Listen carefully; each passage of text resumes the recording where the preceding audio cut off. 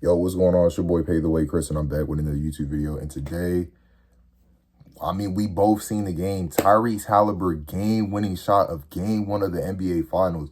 And to be honest, I did say OKC in 5. I said 5 and 6. I did say OKC in 5 and 6. But the way you went out in this game one, you cannot do that. You cannot do that because that is momentum. Basically, for the rest of the finals, can they overcome the momentum? Because every team that has, we've seen it with the Bucks, and that was for the series. We've seen it with the Cavs. You can't overcome that. The Knicks series, the Knicks were good. The Knicks could have won games, but it ultimately determined the whole series. And now we're in the NBA Finals, and they did it the first game, game one. We got some notes here. Let's talk about the game, y'all. So, and then I stopped taking notes after the third quarter because I was just like, yeah, I just don't see the Pacers, but I will talk about some positives and negatives. Let's start with the losing team first, OKC. So OKC came out the game, and a positive I did have, they did start casing what's his name? Carson Wallace over over the big center, bruh. These last names are confusing me, bruh. Hardenstein. Yeah, my fault. Hardenstein. Which is due to size, bruh, because Hardenstein is like a bigger guy, and the Pacers do have like a faster starting lineup. But when Hardenstein got into the game, he was making a big impact in the first quarter, which I did like. The screen and rolls, giving SGA a free layup. He was getting some free dunks at the rim, and on top of that, he was getting some free throws too with fouls and stuff. He was a big contributor in that first quarter. That was one of the notes that I had. Caruso's help defense too. Overall, the overall team's help defense. I know I glaze Alex Caruso a lot on this channel, but I can't help but appreciate effort that he puts into the game.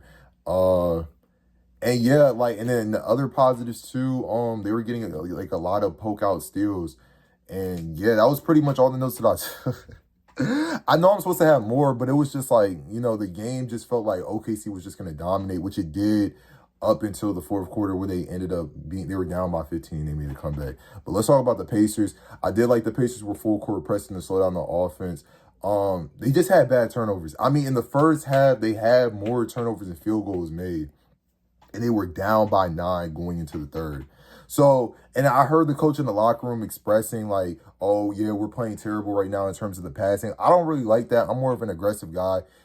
If I have, if I'm a coach and I'm explaining to my guys, we got to just stop with the laziness, because that's all it was with the Pacers. It was very lazy passes. I need people to understand the OKC's not getting these turnovers because they're just that great at stealing the ball. These are lazy passes.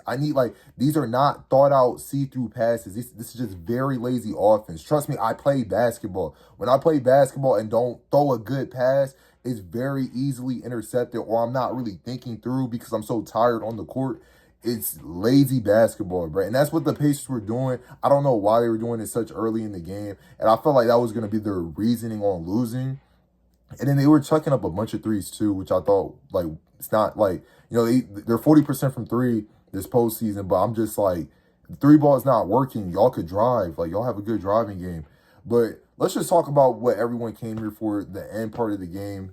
Obviously, the negatives don't matter because now you came back once again in this game and you won. Tyrese Haliburton hit another game-winning shot.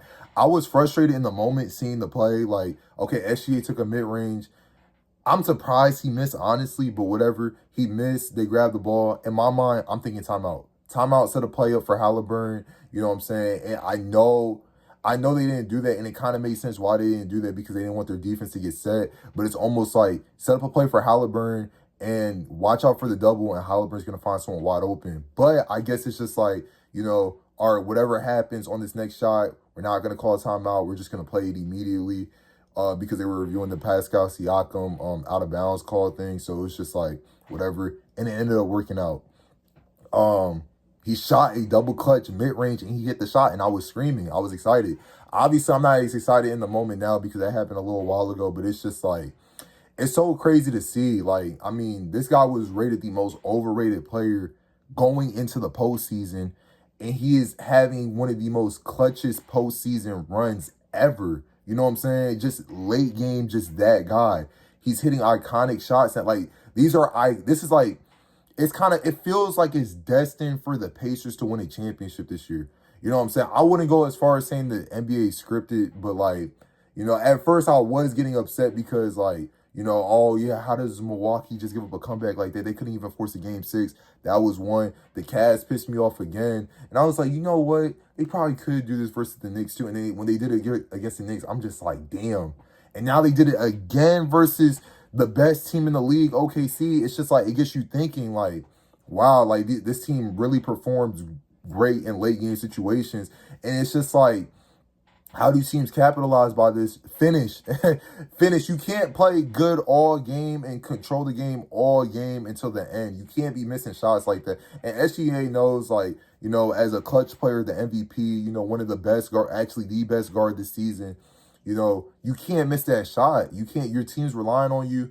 You got to hit that mid-range, man. Make it a 3-point game and then play the foul game and then win like that. You know what I'm saying? But just wasn't the case, unfortunately. It's all respect to Tyrese Haliburton at this point. Can he just finish the job? I mean, the Finals MVP is literally screaming his name on it. Despite him only having 14 points today, like these iconic game-winning shots, I feel like they got no choice but to give it to him. But this is now going to be an interesting series. I really had these boys getting out of there in 5, just with how great OKC's defense has been this entire postseason. Honestly, the most turnovers caused by a team in a postseason run. I mean, yeah. And now I guess they're 29-2 versus Eastern Conference teams, and they lost like this.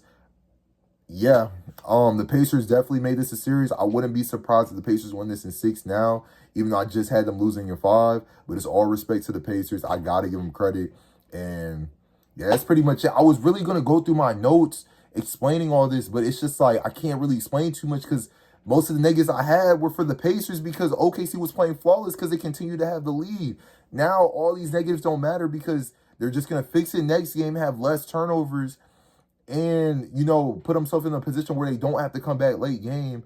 And I don't know, do they still 2 at OKC? I don't see that, but at this point, I just got to watch the game because I can't predict the future. But this is going to be a good series. Once again, if you tune into the YouTube video, it's not going to be too long, definitely below 10 minutes. But yeah, you tune into the YouTube video. Appreciate you for watching.